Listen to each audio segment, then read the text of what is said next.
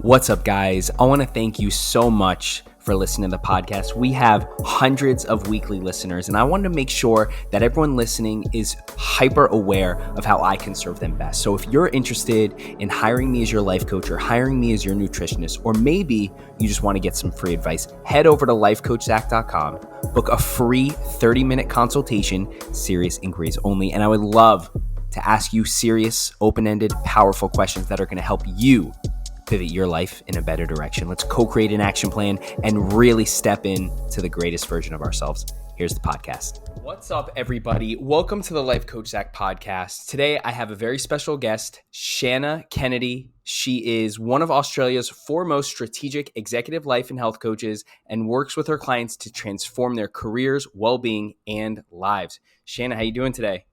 I'm awesome. Great to be here, Zach. Awesome. It's a pleasure having you. Thanks for taking the time out of your busy schedule to hop on the podcast today. We're all about mental health, wellness, vitality, feeling good, looking good, and mentally getting tougher every single day. So tell us a little more about you and what inspired you to become a life coach. It's a great question because it's not a really straightforward one. I sort of finished school and thought I'd be a stockbroker after watching Wall Street, the movie. And I thought, that sounds fun and that sounds super exciting. And I think I like Gordon Gekko, I thought I would go down that path. And then I quickly realized it was a bit like the Wolf of Wall Street. So I thought, there's really no place for me. So, I traveled the world for a couple of years with my backpack, which is what a lot of Australians do. We just put a pack on, we get on a plane, and we just go and discover. So, did that for a couple of years and worked my way all around Europe. Came home and got a job with a lawyer who loved golf. And so he started managing Australia's golfers. So I got into sports sponsorship without really understanding what I was doing and ended up becoming the Jerry Maguire type of role, where I ended up with an eyewear brand and I had over 100 athletes. And my job was really about looking after these athletes, going to sporting events, 10 different sports I had to cover in a very male-dominated industry. But I was this A-type driven achievement junkie, loved life too much, didn't care about my health too much, and ended up with chronic fatigue.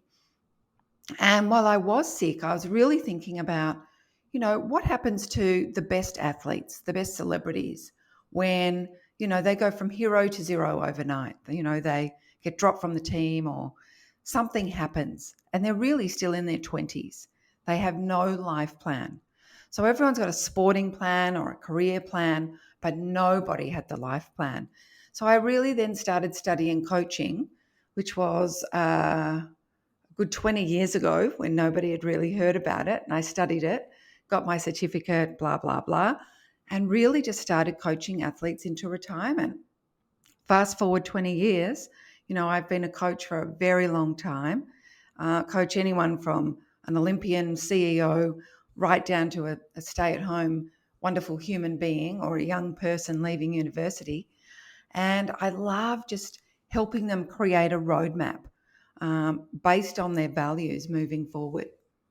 Amazing. Oh, that sounds like a great journey you've been on and continuing to follow. So chronic fatigue, I've heard this word a lot. Can you tell us a little more about that? And are you currently still living with chronic fatigue? And what does your day look like? How does it affect your life? It's like adrenal burnout. It's like having glandular fever, and you have to learn to manage it. So it doesn't just go away. Well, for me personally, it has not gone away. So I say that I dance with it all the time. Sometimes it's a fast dance, sometimes it's a slow dance. But, I've got a husband, I've got 2 kids who are teenagers. I've got this business. I've written 7 books. I've got a speaking business. I've got 2 speaking businesses actually. And it is a constant daily attention. So there's supplementation, there's breath work, there's movement of the body that has to happen every day for me to be able to function really well. It's 5 a.m. here, so I have a really bad voice at 5 a.m. So apologies, everybody. But there are things where you have to put your health first. So I learned very early on, 30 years ago, that health was my top value, and that is mental health, physical health, and emotional health. And every day, that's the boss. So, what am I doing for that? Not just my job, but the real boss. So, my sense of achievement every day comes from not how many books do we sell or podcasts are we on or talks do we do. The achievement is, what did I do today for my breathing? Like every time I wash my hands, did I take 3 deep grounding breaths and just Mm, settle the nervous system? Not just do a love that. 20-minute meditation, but make it a part of my day. Right. So chronic fatigue, is that more mental fatigue or is it more physical fatigue for you? It's physical. It's physical, like in your Mm. joints and things like Mhm. that? Mhm. So it feels like sometimes you've got a really bad hangover, but you haven't had a drink. That sludgy, walking through mud, horrible feeling. The bones ache a little bit. When it's bad, you're in bed. You don't move. Wow. Oh my gosh. Crazy. So when it Yeah. comes to I'm going to transition and pivot a little bit. When it comes to your life coaching practice, all your time, energy, and attention is focused on a lot of different things.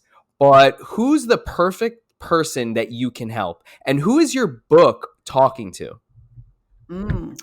The perfect person for me is any human being on the planet that is willing and able and wanting to elevate themselves, to go inside. Happiness is an inside job, it is not external. So, any human being that really wants to do the work is my perfect client. Perfect. Lovely. Amazing. So what's Yeah. oh, sorry, I didn't mean to cut you off. Oh, so the book is the same. It's any human that really says, you know what, I want to do the work on myself, the business of self. Because when I can show up being the best version of myself, great things happen in the world. When I honor my values, awesome things happen in the world. When I really shine the spotlight onto myself and not look at anybody else, and not judge anybody else and not criticize or compare, but just really focus on myself today and what can make today great for me today. That's my purpose. Hmm, How can I show up for my clients, for my husband, for my kids, for the barista down the road? That is my job. amazing. And that's what the life plan's for, to help you be that person. Right. And when it comes to the life plan, what's the most important step in the plan? The most important step is to start with your own set of values. So, a lot of people know the values of the company that they work for or the code of conduct, of brands, but they actually haven't done it for the brand of self yet. So the life plan always starts with home base, which is you and your set of values and making sure you know them. I've had my 3 values here for 20 years on a sticky note. Look at this dirty, yucky sticky note. And so every day I see them. They're on my mirror as well. And I see them and I'm like, before you actually want to be an achievement junkie for work, make sure you've got the order right. It's health first, it's family second, it's your sense of achievement third, and it's your work fourth. Wow. So when people have that in their brain and they start going through the life plan, we keep building on those blocks. Yeah. Wow. It's funny. I do the same thing. If you see my wall, I have papers everywhere. I have affirmations on my bathroom mirror, and my goals are taped everywhere. And I think about my values a lot too. And there's a lot of things that try to steal and take away our energy and attention from our values. What are those things that try to steal our values, and how could we defend from those? Well, life gets in the way, right? So, our brain is a computer and it needs programming every day. And that's what's awesome about, what you've got around you. I've got vision boards here, I've got lists everywhere, I've got my quotes up too. And that's actually training my brain every day to try and stay on track because life gets in the way. The weather changes, there's breaking news, things happen with friends and family. People want things from us the whole time. And if we don't have our boundaries, we lose track. So it's a little bit like being an elite athlete. And I coach a lot of athletes. And this is about high performance without burnout and staying on track. So if you're in your own lane, don't look at everyone else's lane, just stay in your lane. Just do what works for you. And the more props that we have and structure that we have for ourselves, that's how we get a great result. And when we build your life plan, not the person next door's life plan, but your life plan for the next 20 years, that is exciting and motivating and is something that you really want to strive for and gives you purpose today, then it's pretty easy to have a pretty good life. Yeah. Aligning all your thoughts, actions, choices with your top value and staying in your lane, not worrying about anybody else.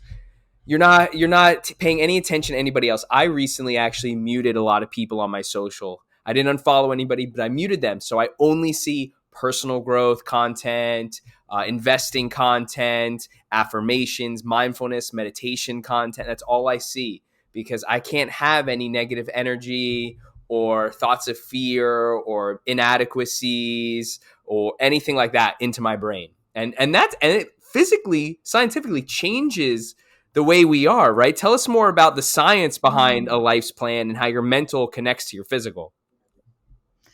Yeah, well, again, so even by doing that with your social media, it means you've become the master of the phone. You're only allowing into your lane the things that you need because all of those things are your props because they're all the type of person that you want to be. My wealth creation, the people on there who are into fitness and health and giving us ideas.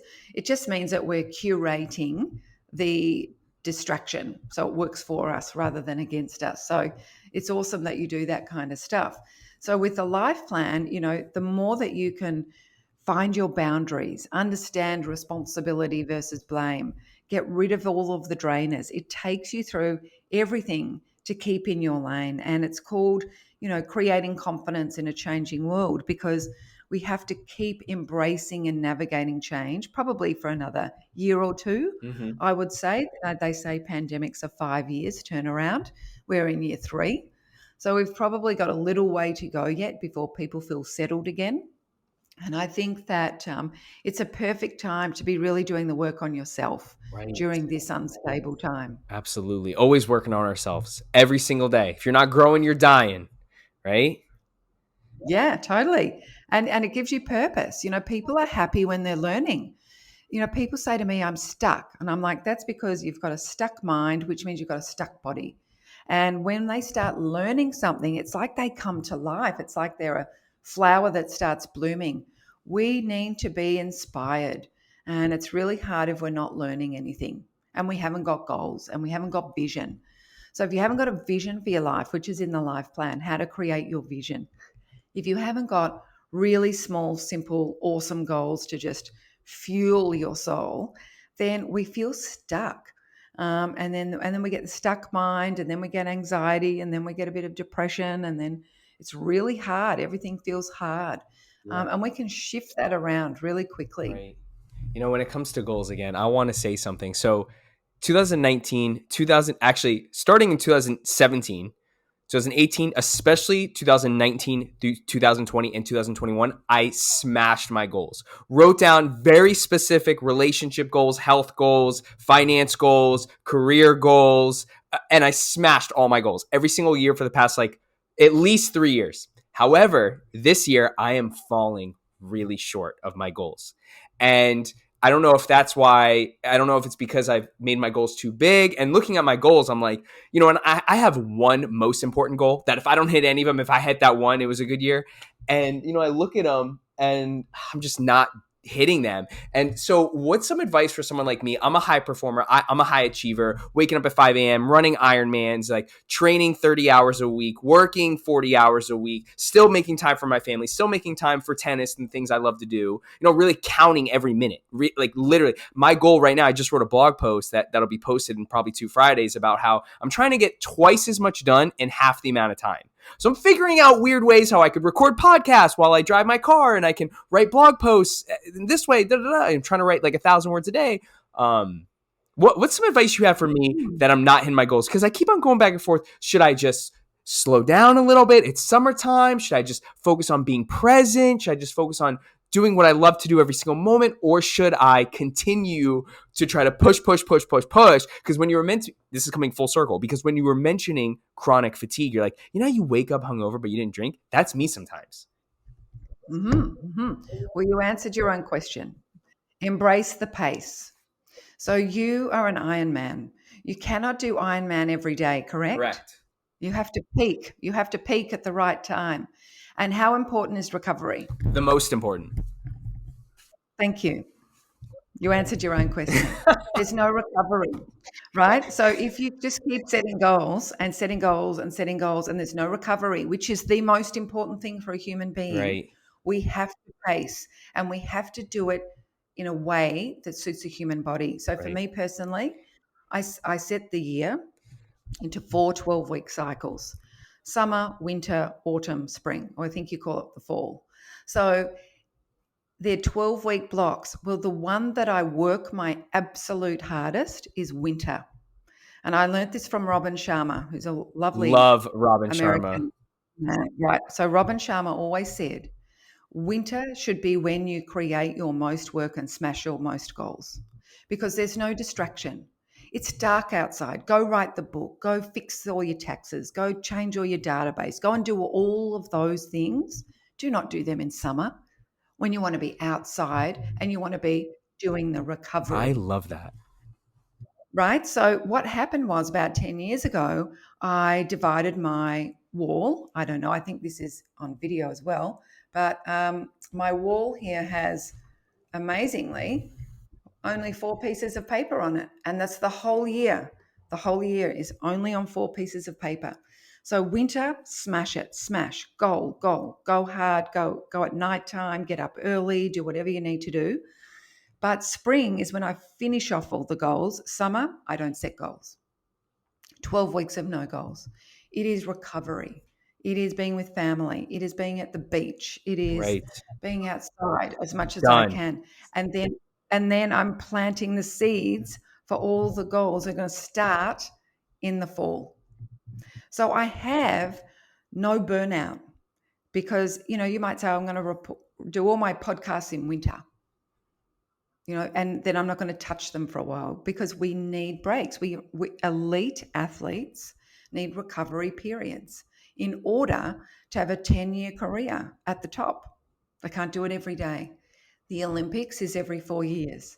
So you don't finish the Olympics, so smash your goals that you're doing and then quickly get onto the next one.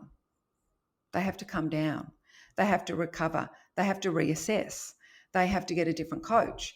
They have to fine-tune things before they start again. Wow. That's my take on That's it. a great take. That's a great take. I'd never thought about it like that. I'm a huge Robin Sharma fan. I've pretty much read every single one of his books. But knowing that that's his idea and how he lives his life, and now hearing it from you, I'm going to start incorporating that. And now it's summertime. And now I was thinking about it as you were talking. I had a brief thought about, I've been working really hard. It's time for me to just drop the mic, because actually, believe it or not, I stopped recording podcasts. I have so many podcasts in reserve. I have so many podcasts in reserve. And long story short, this is for the viewers as well. I stopped recording podcasts to give more time to other things. So I think I'm going to lock into summer starting right now. I'm actually going to play tennis with my buddies in like 2 hours when it gets kind of cooler out. Mm-hmm. I'm checking out. My book is done. Everything's done. It's being released in like 9 weeks. So I appreciate that, Shanna. Thank you for opening it up that for me. So what happens when we sit still? You know what happens when we sit still. It's like you've been tending to the garden the whole time, saying, grow more tomatoes, grow more tomatoes, grow more tomatoes. And the plant saying, I need rest. I need a rest. I need the soil to repair. I need you to feed the soil. I need it to be still for a minute. Crops, nature and crops and plants and trees, they need rest periods. They can't keep producing fruit 24/7. So it's like we're trying to turn humans into robots who can produce the whole time with no rest.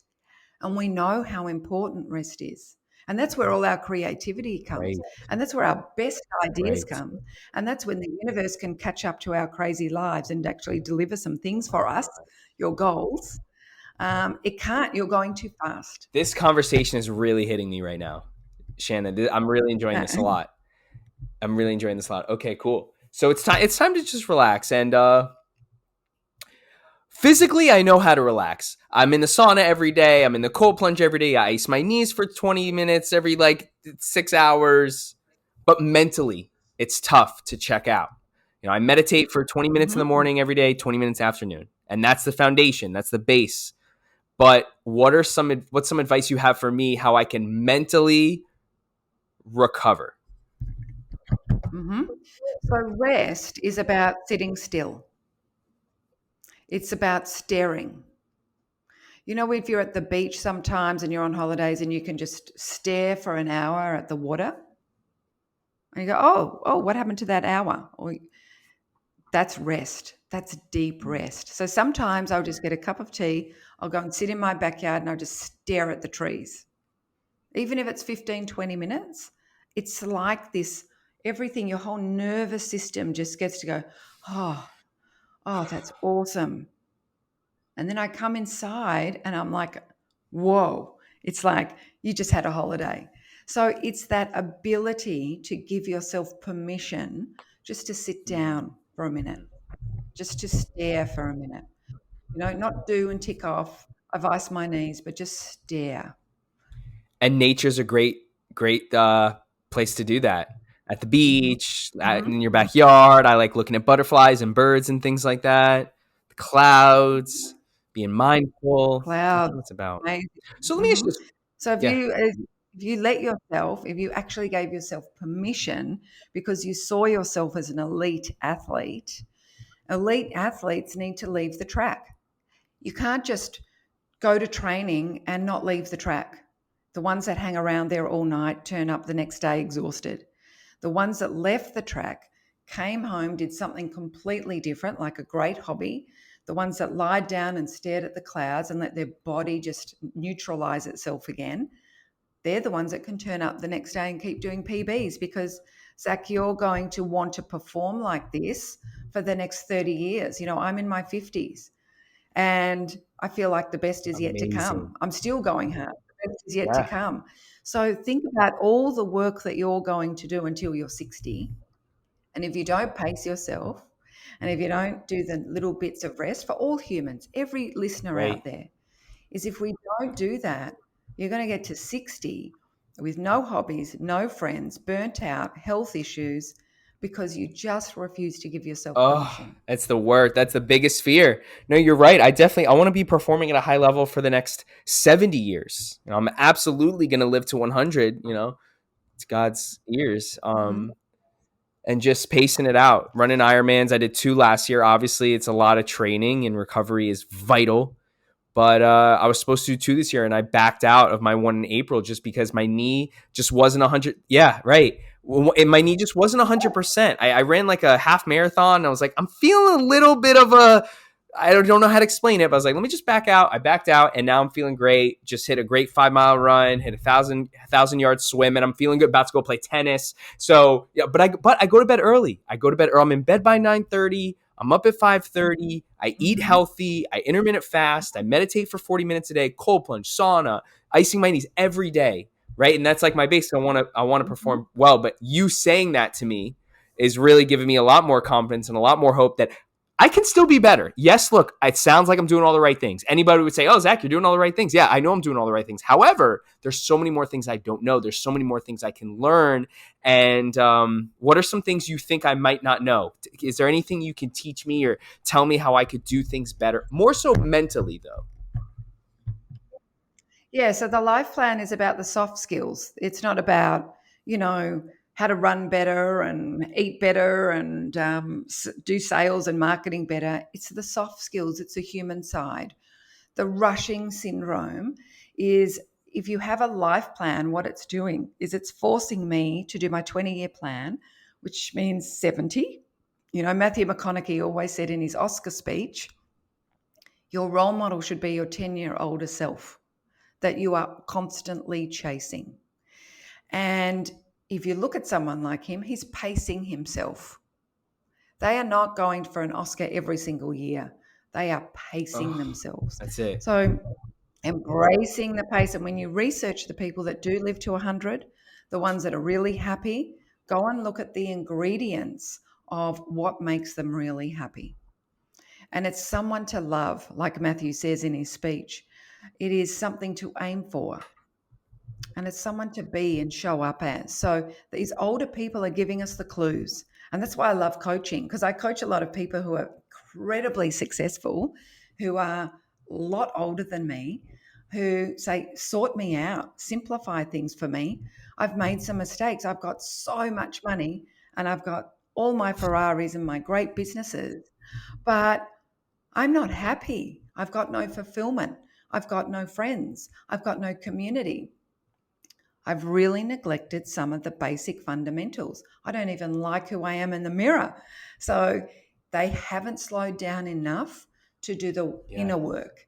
And when we're just doing goals and running and swimming and tennising and doing all the time, and we're not sitting in the reflection and sitting in the power of what you're doing, you might miss little bits That's along the it. way. Embrace the pace.